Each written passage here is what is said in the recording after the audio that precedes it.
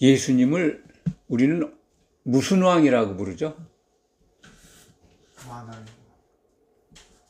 만왕의 왕. 예. 다른 말도 있죠. 평강의 왕이라고 부릅니다. 창세기에 등장한 예수님의 그림자가 있습니다. 창세기 14장에 기록되어 있죠. 아브라함을 만나서 오란 멜기세덱. 그를 히브리서 7장 말씀은 7장 2절에 기록되어 있는 말씀이죠. 살렘 왕, 곧 평강의 왕이라. 이렇게 정의해 주고 있습니다. 예수님이 십자가에서 죽고 밤낮 사흘 동안 무덤에 계셨다가 부활하신 후 사도들을 처음 만난 장면이 누가복음 24장 36절 또는 요한복음 20장에 기록되어 있습니다. 그때 예수님께서 사도들에게 맨 처음 하신 말씀이 있습니다. 뭘까요? 너희에게 평강이 있을지어다. 요한복음서에서는 요한복음 20장에서는 두 번 거푸 나오고 20장 26절에는 도마까지. 처음에는 도마가 없었습니다. 근데 도마가 참석한 그 자리에서 너에게 평강이 있을지어다. 이렇게 세 번 사도들을 향해서 주문하십니다. 꼭 너에게 평강이 있어야 한다. 그런 말씀이죠. 우리가 잘 알고 있다시피 요한복음 13장 34절에서 예수님은 사도들에게 새 계명을 주셨습니다. 내가 너희를 사랑한 것처럼 너희도 서로 사랑하라. 15장 12절에도 그 말씀이 기록되어 있습니다.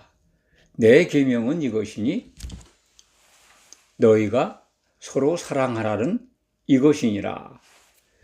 그렇게 사랑하면 내 제자가 된다는 거죠. 예수님께서 너희가 서로 사랑하면 내 제자가 되리라.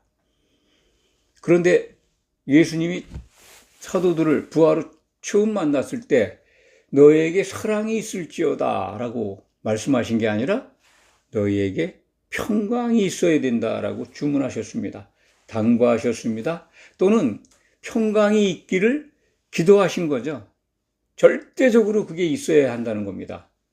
그렇다면 요 새 계명과 예수님이 직접 평강이 있을지어다라고 하신 그 말씀, 관계가 어떨까요? 어떤 연관성이 있을까요? 생각해 보셨습니까? 오늘 빌립보서 4장 6절, 7절 말씀 속에서 우리가 그것을 찾을 수가 있다고 봅니다. 7절 말씀, 빌립보서 4장 7절. 그리하면 모든 지각에 뛰어난 하나님의 평강이 예수 그리스도 안에서 너희 마음과 생각을 지키시리라. 무엇보다 중요한 게 하나님께서 주시는 평강이라는 말씀입니다. 하나님의 평강, 그것을 받을 수 있는 통로가 우리에게 주어져 있죠. 평강이 뭐길래? 창세기 14장에서 등장한 예수님의 모형 멜기세덱을 살렘 왕이라고 부르고, 그리고 이스라엘 백성들을 애굽에서 이끌어내서 정착하게 한 도읍지, 그것을 예루살렘이라 하셨는데 그 예루살렘이 뜻하는 의미가 뭐고, 성경이 말씀하는 그 살렘, 평강이 무엇인지 우리가 궁금해해야 합니다. 우리 신약교회 성도들은 우리의 소망, 궁극적인 소망을 압니다. 우리가 가야 될 곳, 종착역, 종착지, 하나님과 더불어 살 수 있는 하늘에 있는 도성, 그 이름을 뭐라고 합니까? 새 예루살렘. 예, 예루살렘 도성입니다. 예루라고 하는 것은 장소라는 뜻이죠. 평강이 있는 곳, 평강이 넘치는 장소라는 거죠. 그 예루살렘입니다. 거룩한 성 예루살렘에 가는 게 우리의 꿈이잖아요. 살렘을 히브리서 7장 2절 말씀, 조금 전에 말씀드렸습니다만 멜기세덱이 살렘 왕이다 라면서 곧 평강의 왕이다. 살렘이 그러니까 평강이라는 뜻입니다. 뭐 이스라엘 사람들 히브리어로 살롬 하면 그게 이제 평안하뇨, 평강합니까? 라고 하는 말씀이죠. 평강. 구약에서도 이렇게 평강은 매우 중요한 하나님을 믿는 자들의 공통 언어였습니다. 인사 언어죠. 누구나 다 평강을 원하고 또 이웃에게 평강을 위해서 서로 문안하고 기도하도록 그렇게 교훈을 주셨습니다. 예수님도 사도들을 전도대로 만들어서 제자들을 보낼 때 먼저 가서 어느 집에 들어가거든 평안을 빌라라고 주문하셨습니다. 그렇게 가르치셨습니다. 평안이 있기를 원하노라. 그만큼 중요한 겁니다. 사랑보다 먼저입니다. 우리에게 사랑이 안 나타나는 이유를 한번 생각해 보셨습니까? 왜 우리는 아가페 사랑으로 서로 이웃을 사랑하지 못할까? 내가 정말 가까이 있는 성도 간에도 주님이 주시는 그 사랑으로 주고받지 못할까? 이 부분에 대해서 늘 성도들이 다 고민하고 애쓰고 있는 줄 믿습니다만 잘 그것이 성취되지가 않죠. 아가페 사랑으로 서로 주고받는 사이가 흔치가 않습니다. 그 이유가 뭘까요? 바로 사랑의 원천이 되는 사랑을 나타낼 수 있는 능력, 그 평강이 없기 때문에 그렇습니다. 성경 속에서 찾으면 그렇습니다. 그리스도 안에 있다면 하나님의 평강이 임하게 되어 있습니다. 왜냐하면 평강이 있을지어다라고 사도들에게 기도하시면서 명령하신 거죠. 평강을 받아라. 예수님의 평강은 세상이 주는 것과 다르다고 하셨습니다. 그렇습니다. 없습니다. 세상에는 없죠. 예수님 안에만 있는 평강입니다. 그 약속, 요한복음 14장 27절에 기록되어 있죠. 내가 너희에게 평강을 끼치노니 세상이 주는 것과 다르다. 예수님은 사도들에게 늘 평강이 있기를 원하셨고 또 세상에 없는 평강을 주겠다고 약속을 하셨고 약속대로 오순절 성령 강림을 통해서 사도들에게 예수님의 평강을 받도록 약속을 지키셨습니다. 그래서 신약교회는 사도들의 터 위에 세워져 있다면 예수님 안에 있다면 그 그리스도의 평강이 넘쳐날 겁니다. 평강이 있다면 그 평강의 에너지, 그 힘, 그것을 바탕 삼아서 우리가 예수님이 주신 새 계명을 지켜갈 수 있을 겁니다. 그 평안은 세상에 없는 거란 말씀을 강조해 드렸습니다. 정말 차별화된 평강입니다. 이름을 붙인다면 온전한 평강, 절대 온전한 하나님의 평강, 이렇게 정의하면 될지 모르겠습니다. 그러나 흡족하지는 않습니다. 왜냐하면 세상에 없기 때문에 우리가 다른 경로로 체험해서 견줄 수가 없기 때문에 그 평강을 설명할 수가 없습니다.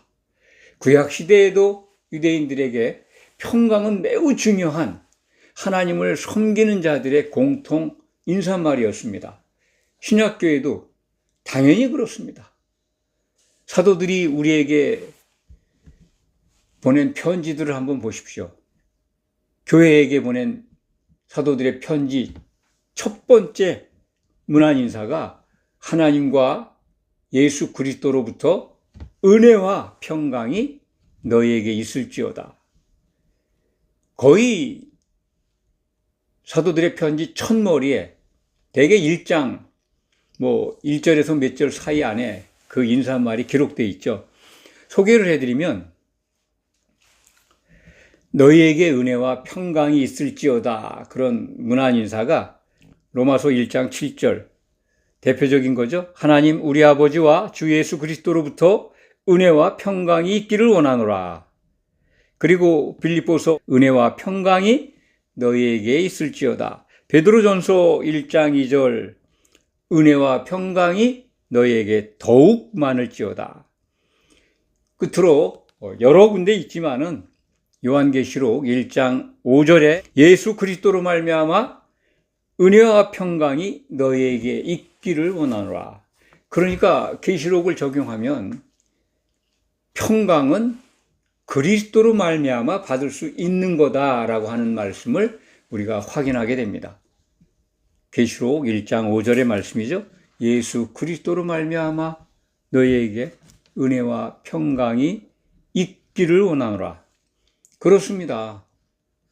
그리스도로 말미암아 평강을 받으려면 우리가 그리스도 안에 있어야 되는데, 그리스도 안에 있으려면은 성령의 기름을 받아야 합니다. 성령의 잠김을 통해서 우리는 평강을 만날 수 있습니다.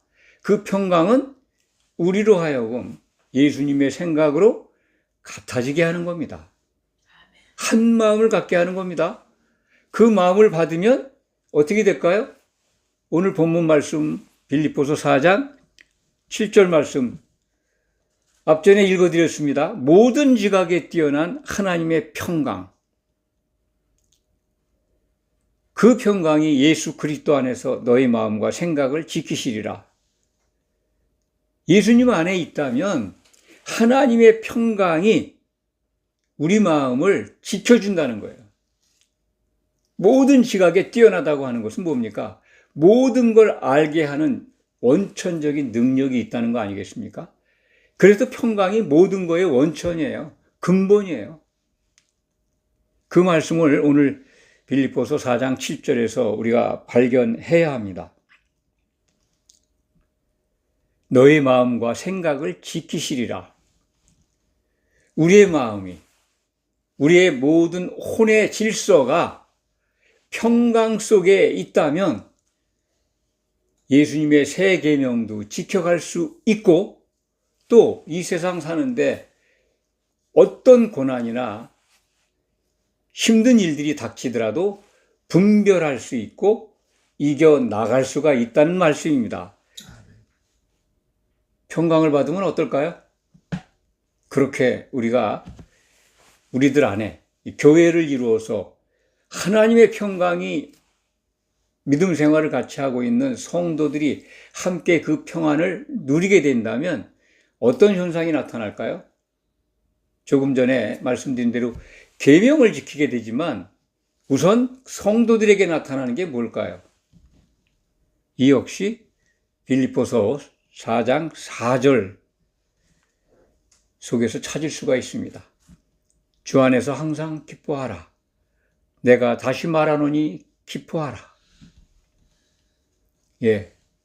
차별화된 기쁨을 우리는 나타낼 수가 있습니다. 그게 성도가 되었다는 증거이면서 구원에 이르는 복을 받고 있다라고 하는 증거가 되기도 합니다.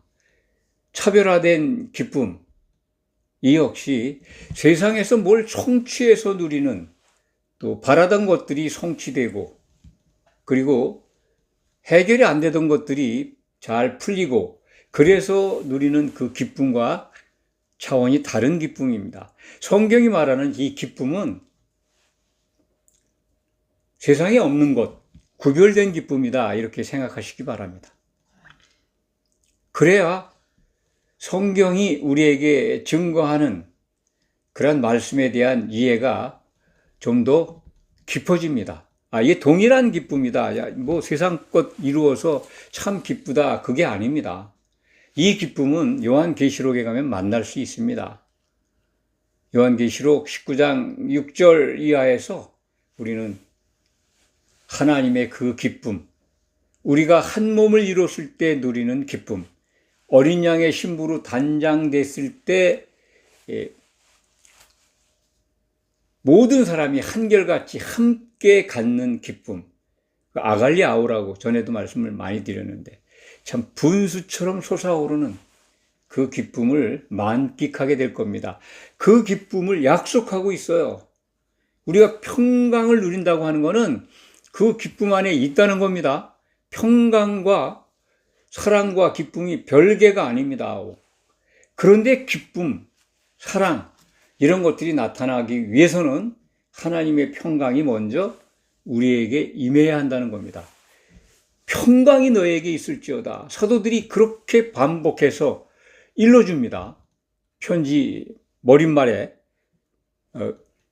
사도들이 보낸 그 편지의 첫 문안 인사가 평강이 있을지어다 라고 말씀드렸습니다. 그것을 기억하시기 바랍니다. 또 이 평강이라는 단어만 우리가 신약 성경에서 찾으면요, 개역개정 기준으로 하면 한 42번쯤 나옵니다. 평강이라는 단어만. 근데 평강과 같은 동일한 의미의 언어가 이 평안, 평화 이런 말이 평강과 동일한 어휘입니다. 언어입니다. 신앙생활하면서 우리가 가장 중요한 덕목이 뭐냐? 차별화된 이 특권이 뭐냐? 구별될 수 있는 조건이 또는 뭐 덕목이 뭐냐? 우리가 꼭 가지고 있어야 될 덕목이 뭐냐? 지금까지 말씀드린 걸 총체적으로 결론을 내리면 평강입니다. 세상에 없는 평안을 받고 누립니다. 그러면 차별화된 기쁨을 또 갖게 되고 세상에 없는 아가페 사랑으로 성도 간 교제가 이루어지게 됩니다. 이게 참 중요하죠. 우리는 이 평강을 너무 소홀히 취급한 거 아닙니까? 믿으면 구원이라고 하는 그 프레임에 걸려서 성도가 꼭 받고 누려야 될 능력, 참 모든 믿음의 원동력이 되는, 밑바탕이 되는, 기초석이 되는 평강을 너무 간과하며 살아오지 않았습니까? 그게 있어야 신앙생활에서 어긋나지 않습니다. 이 평강 위에 사도들이 이룬 반석이 사실은 평강의 기초석이에요. 거기에 붙어 있으면 생수를 마시면 그 생수는 성령이지 않습니까? 생명의 물. 그걸 마시면 먼저 성령의 역사인 우리가 하나가 되는 것 아니겠습니까? 평강이 곧 하나됨입니다. 에베소서 4장 3절의 말씀, 성령이 하나 되게 하신 것, 이 말씀을 늘 기억하시기 바랍니다. 한 몸을 이루게 하시는 거예요. 그게 바로 평강을 이루는 겁니다. 평강을 이루지 못하면 사랑할 수도 없고 성경이 주문하는 기뻐하라 명령하신 이 명령도 우리가 지킬 수가 없습니다. 모두 다 현재형 명령입니다. 기뻐해야 합니다. 평안을 누려야 합니다. 그리고 새 계명도 지켜야 합니다. 평강 속에 있는 겁니다. 성경은 그래서 하나님을 평강의 하나님이라고 부릅니다. 평강의 하나님이라고 사도들은 우리에게 반복해서 일러주는데 신약 성경에 6번 나옵니다. 제가 찾아보니까 그렇습니다. 소개해 드리겠습니다. 평강의 하나님. 평강의 그 하나님이겠죠. 평강의 왕 예수 그리스도. 그분께서 십자가의 고난을 통해서 우리에게 아버지의 평강을 찾아주셨기 때문에 평강의 하나님, 그러면 예수 그리스도의 평강입니다. 로마서 15장 33절, 평강의 하나님께서 너희 모든 사람과 함께 계실지어다. 두 번째, 로마서 16장 20절, 평강의 하나님께서 속히 사탄을 너희 발 아래에서 상하게 하시리라. 사탄을 물리쳐 준다는 거예요. 평강을 받으면. 고린도후서 13장 11절, 사랑과 평강의 하나님이 너희와 함께 계시리라. 빌립보서 4장 9절, 오늘 본문 바로 아래에 있습니다. 평강의 하나님이 너희와 함께 계시리라. 데살로니가 전서 5장 23절, 평강의 하나님이 친히 너희를 온전하고 온전히 거룩하게 하시고 흠이 없게 보존하게 하사, 이렇게 기록되어 있습니다. 또 마지막으로 히브리서 13장 20절, 우리 주 예수를 영원한 언약의 피로 죽은 자 가운데서 이끌어내신 평강의 하나님이, 이렇게 기록되어 있습니다. 평강의 하나님, 평강의 하나님을 강조한 사도가 이 사도 바울이다 하는 것도 참고로 기억하시기 바랍니다. 우리는 평강의 하나님을 소망으로 삼고 있습니다. 그리고 그 평강의 도성 새 예루살렘 성에 들어가는 꿈을 꾸고 있습니다. 그 꿈을 이루기 위해서는 이제부터라도 그리스도 안에서 넘치게 해주시는 평강을 받아야 합니다. 너희에게 평강이 있을지어다 라고 주님도 말씀하셨고, 주님의 말씀을 받은 사도들은 그 평강 가운데에서 교회를 향해 평강받기를 원하고 기도하였습니다. 우리는 이 메시지를 항상 우리 지각에 담아서 지켜야 합니다. 기억해야 합니다. 우리가 그 평강의 하나님 안에 있다면 어떤 두려움이나 불안이나 마귀의 공격으로부터 보호받을 겁니다. 우리의 가장 안전한 피난처는 예수 그리스도고, 그리스도께서 주시는 평강의 벙커입니다. 그 안에 들어가 있으면 어떤 핵탄두가 날라와도 파괴되지 않습니다. 죽지 않습니다. 불살라지지 않습니다. 우리의 평강을 해칠 자가 없습니다. 무엇을 두려워합니까? 질병을 두려워하십니까? 아니면 생활고를 두려워하십니까? 무엇 때문에 불안하십니까? 무엇 때문에 평안을 못 갖고 있습니까? 평강 안에 머물기를 기도하십시오. 예수 그리스도의 평강을 받으십시오. 주님은 그것을 주시고자 오늘도 깨어서 우리를 지켜보고 계십니다. 핵탄두가 공격해도 깨지지 않는 도피성, 정말 견고한 우리들의 안식 벙커, 그것은 곧 평강이 넘치는 곳입니다. 그 안에 머물면서 승리하는 성도 여러분이 되시기를 간절히 소망합니다. 아멘. 기도하겠습니다.